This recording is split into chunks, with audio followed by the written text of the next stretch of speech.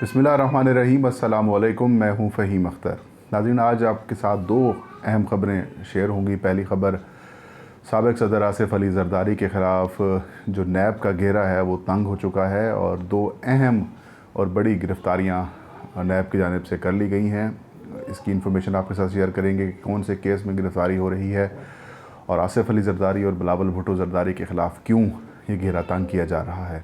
आने वाले दिनों में मज़ीद कौन सी गिरफ़्तारियाँ मुतवक्के हैं और ये जो केस है आसिफ़ अली ज़रदारी के ख़िलाफ़, ये किस सिमत की तरफ जा रहा है। दूसरी ख़बर, वज़ीर ख़ज़ाना शौकत तरीन को वफाकी हुकूमत ने सेनेटर बनाने का फ़ैसला किया है और किस सूबे से इनको सेनेटर बनाया जाएगा और क्यों बनवाया जा रहा है, ये इन्फॉर्मेशन आपके साथ भी आज शेयर की जाएगी।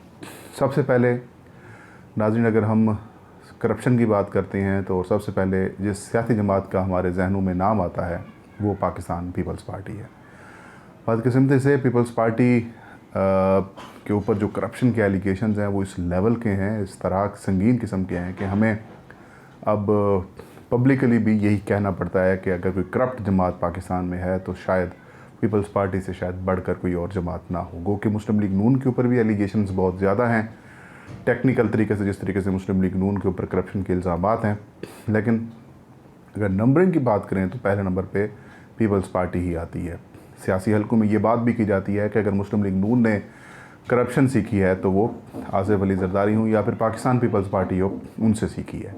ताज़ा तरीन जो ख़बर और इतला सामने आई है वो ये आई है कि आसिफ़ अली ज़रदारी के कहने के ऊपर जो मुल्की ख़जाने को या फिर कौमी ख़जाने को जो अरबों रुपए का नुकसान पहुँचाया गया था, उस केस में अहम पेशरफ्त ये सामने आई है कि नैब रावलपिंडी ने दो अहम लोगों को गिरफ़्तार कर लिया है जो पार्क लेन केस से जुड़े हुए थे। तफसील में जाने से पहले पार्क लेन केस का थोड़ा सा मैं आपके साथ बैकग्राउंड शेयर कर लेता हूँ। ये पीपल्स पार्टी के दौर हुकूमत में इस्लामाबाद की कुल 118 कनाल ज़मीन थी जो कि करोड़ों रुपए मालियत की नहीं बल्कि अरबों रुपए मालियत की वो ज़मीन थी। उसमें एक कंपनी बनाई गई पार्क लेन, उसको ये ज़मीन अलाट की गई कि हाउसिंग सोसाइटी बनानी है, फिर कुछ और मामलात करने हैं। ये 118 कनाल ज़मीन उस कंपनी को दी गई और इस पार्क लेन रेफरेंसेस में वो मुख्तलिफ़ केसेस हैं, मुख्तलिफ़ रेफरेंसेस हैं। उसमें ओमनी ग्रुप के अनवर मजीद हूँ, हुसैन लवाई हूँ या फिर दीगर हूँ, ये जो बड़े बड़े जिनकी चीखें आजकल आपको हर जगह पर सुनाई भी देती हैं, इसमें उनका नाम आया। इस कंपनी में के शेयर होल्डर बिलावल भुट्टो ज़रदारी भी थे और बिलावल भुट्टो ज़रदारी को भी एक दफ़ा नैब की जानिब से बुलाया गया, जिस दिन बेतहाशा नैब पिंडी के ऑफिस की तोड़ फोड़ भी की गई। पुलिस की भी भारी नफरी वहाँ पर तैनात थी, पुलिस की जानिब से भी तशद्दुद किया गया, उनको उकसाया गया। एक मैदान जंग बना रहा था वो दिन जब बिलावल भुट्टो ज़रदारी की पेशी हुई थी। पीपल्स पार्टी जो कि मरी हुई थी, कह सकते हैं कि उस मुर्दा घोड़े में जो जान डली थी वो उस वाक़े के बाद डली थी।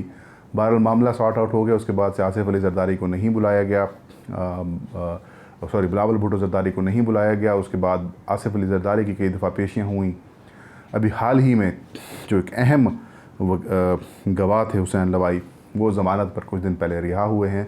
तो इस रिहाई के बाद नैब की जानिब से एक बार फिर इसकी इन्वेस्टिगेशंस तेज़ की गई और आज जो है वो दो अहम जो मुल्ज़मान थे उनको गिरफ़्तार किया गया। कैपिटल डेवलपमेंट अथॉरिटी, जिसको CDA भी कहा जाता है, उसके मेंबर इन्वायरमेंट हैं मियाँ वहीदुद्दीन, उनको अरेस्ट किया गया है और साथ में जो नैब तहसीलदार थे उस वक्त के साबिक़ नैब तहसीलदार मोहम्मद इकबाल, इन दोनों मुल्ज़मान को गिरफ़्तार कर लिया गया है और इनको नैब अदालत में पेश किया गया, जहाँ पर उनका 14 रोज़ का रिमांड जो है, जिस्मानी रिमांड मंजूर कर लिया गया और अब इनकी मज़ीद इन्वेस्टिगेशंस होंगी और अगर इन्वेस्टिगेशन में इन्होंने कुछ कबूल कर लिया तो फिर आसिफ़ अली ज़रदारी मज़ीद मुश्किलात का शिकार हो सकते हैं। वैसे भी मुश्किलात में घिरे होते हैं और करप्शन के हवाले से उनके ऊपर वैसे बहुत सारे एलिगेशंस हैं, लेकिन ये मामला कुछ इंतहाई अजीब व गरीब किस्म की लेवल का था। एक तो 14 कनाल अराज़ी जो है वो मतलब ये कि गैर कानूनी तरीके से ट्रांसफ़र की गई इन कंपनी के नाम और कंपनी के शेयर होल्डर बिलावल साहब भी थे, उसमें बाकी और लोग भी हैं। एक और भी इसी मामले से जुड़ी हुई चीज़ है कि कंपनी को 4 अरब रुपए से ज़ायद का कर्ज़ा दिया गया गैर कानूनी तरीके से और आसिफ़ अली ज़रदारी के हुक्म पर यह लिया गया, जिससे नेशनल बैंक ऑफ पाकिस्तान को 4 अरब रुपए से ज़ायद का नुकसान हुआ। तो ये भी एक रेफरेंस आसिफ अली जरदारी के ऊपर मौजूद है, जो कि उनके ऊपर इल्ज़ामात हैं कि उन्होंने इख्तियारात का गलत इस्तेमाल किया, नाजायज़ इस्तेमाल किया, करप्शन के एलिगेशन इसके ऊपर आए और दोस्तों को नवाजा गया, रिश्वत के हवाले से भी मामला ज़ेर गौर आए। हमारे यहाँ बदकिस्मती ये है कि नैब रेफरेंसेस तो बना लेता है, केसेस तो बना लेता है, इन्वेस्टिगेशंस तो कर लेता है, लेकिन इसकी बेहतरीन तरीके से पैरवी नहीं होती। पैरवी ना होने की वजह से कई मुल्ज़मान ऐसे भी हैं जो ना सिर्फ ज़मानत पर रिहा होते हैं, बल्कि बाज़ औक़ात तो अदम सबूत की बुनियाद के ऊपर वो बरी भी हो जाते हैं। ऐसे ही इन्हीं मामलात में से जिसकी वजह से हुकूमत को काफ़ी तनकीद का सामना करना पड़ा, और बाज़ औक़ात तो इमरान खान साहब ये कहने के ऊपर भी मजबूर हुए हैं कि जो इदारे हैं वो बेहतर तरीके से परफॉर्म नहीं कर पाए। कई दफ़ा उन्होंने चीफ जस्टिस ऑफ पाकिस्तान से भी कहा कि अदालती निज़ाम इतना कमज़ोर है कि जो करप्शन करने वाले लोग हैं वो जो है वो छूट जाते हैं, निकल जाते हैं। और तहरीक इंसाफ का क्योंकि माटो यही रहा कि ये करप्शन को रोकेगी, करप्शन को ख़त्म करेगी, और जिन लोगों ने मुल्की पैसा ख़जाना लूटा है उनसे वो रकम रिकवर भी करेगी। किसी हद तक रिकवरी भी हुई है, लेकिन उस पैमाने की रिकवरी नहीं है जिस पैमाने के ऊपर करप्शन होती है।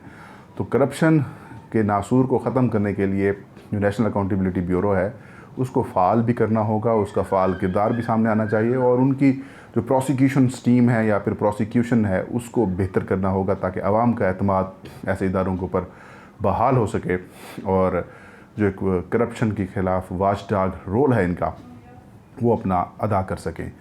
कुछ सियासी हलकों में ये बात भी की जाती है कि तहरीक इंसाफ की हुकूमत बहुत ज़्यादा इन्वॉल्व हो जाती है किसी मैटर में, तो इस वजह से वो ओन कर लेती है उस मामले को, तो जिसकी वजह से ऊपर तहरीक इंसाफ को तनकीद का जो है वो सामना करना पड़ता है। तो अब बहरहाल ये अहम डेवलपमेंट है। मज़ीद गिरफ़्तारियाँ भी मुतवक्के हैं, बिलखसूस फैसल सखी भट्ट जो कि पीपल्स पार्टी के साबिक़ रहनुमा हैं, और जब गिलानी यूसुफ रज़ा गिलानी जब वज़ीर आज़म थे तो उस वक्त इनके पास एक अहम ओहदा भी था। तो उनकी गिरफ़्तारी के हवाले से पहले मूव्स बनी थी, लेकिन फैसल सखी भट्ट ने कोर्ट में जाकर अपनी ज़मानत कबल अज़ वक़्त गिरफ़्तारी करा ली थी। अब भी तवक्को ये ज़ाहिर की जा रही है कि शायद फैसल सखी भट्ट की भी गिरफ़्तारी इस केस में हो। नाज़रीन, दूसरे मामले की तरफ बढ़ते हैं, दूसरी ख़बर की तरफ। वो ख़बर ये है वज़ीर ख़ज़ाना शौकत तरीन को वफाकी वज़ीर का दर्जा दिया गया था, और उन्हें ये टास्क सौंपा गया था कि आपने बजट भी बनाना है और मुल्की इकॉनमी को बेहतर भी करना है। अब्दुल हफीज़ शेख की जगह के ऊपर हमाद अज़हर को कुछ अरसे के लिए ख़ज़ाना का वज़ीर बनाया गया। बाद में जब शौकत तरीन आए तो फिर उनको फुल फ्लैज वफाकी वज़ीर बराए ख़ज़ाना बना दिया गया, और उन्होंने कल ही बजट भी पेश किया है। इस हवाले से एक अहम डेवलपमेंट ये सामने आई है कि वफाकी हुकूमत ने उन्हें पार्लियामेंट में लाने का फ़ैसला किया है, और इम्कान ये ज़ाहिर किया जा रहा है खैबर पख्तूनख्वा या पंजाब की किसी खाली नशस्त से या फिर किसी मेंबर को हटा के या उनसे रिज़ाइन लेकर इनको सेनेटर बनाया जाएगा, क्योंकि कानून ये कहता है कि अगर किसी को वफाकी वज़ीर का 6 महीने दर्जा दिया जाता है तो वो सिर्फ 6 महीने के लिए होगा। तो इनको 6 महीने के बाद भी वफाकी वज़ीर बनाया जाएगा, और इम्कान ये ज़ाहिर किया जा रहा है कि अगले चंद दिनों में अहम फ़ैसला इस हवाले से मुतवक्के है, और किसी रुकन की रेजिग्नेशन या फिर उनसे इस्तीफ़ा ले लिया जाएगा, उसे किसी और पोस्ट के ऊपर एडजस्ट किया जाएगा। कुछ लोग कहते हैं कि इसाक डार की नशस्त के ऊपर इनको लाया जाएगा, लेकिन इसाक डार की नशस्त अभी तक नाज़रीन खाली नहीं है, क्योंकि जो ऑर्डिनेंस हुकूमत की जानिब से लाया गया है उसके मुताबिक नोटिफिकेशन होना ज़रूरी है इलेक्शन कमीशन ऑफ पाकिस्तान की जानिब से, लेकिन इसाक डार का नोटिफिकेशन अभी तक नहीं हुआ, क्योंकि सुप्रीम कोर्ट ऑफ पाकिस्तान के हुक्म पर इसाक डार का नोटिफिकेशन रुका हुआ है। जब ये नोटिफिकेशन होगा और उसके 60 रोज़ के अंदर अगर वो ओथ नहीं उठाते तब जाकर वो नशस्त जो है वो खाली तस्वर होगी, और उसके ऊपर फिर इलेक्शन कमीशन दोबारा इंतखाब कराएगा। तो इसाक डार के नशस्त के ऊपर इनको नहीं लाया जाएगा, किसी और नशस्त के ऊपर इनको लाए जाने का इम्कान है, और किसी मेंबर की जो है वो उनसे रिज़ाइन लिया जाएगा और उसकी शौकत तरीन को एडजस्ट किया जाएगा, क्योंकि आइन के मुताबिक ये चीज़ ज़रूरी है। नाज़रीन, ये थी आज की वीडियो। नेक्स्ट वीडियो में नई खबर के साथ मैं हाजिर हूँगा। फ़हीम अख्तर को इजाज़त दीजिए। अपना और अपने चाहने वालों का बहुत सारा ख्याल रखें। अल्लाह हम सबका हामी नासिर हो।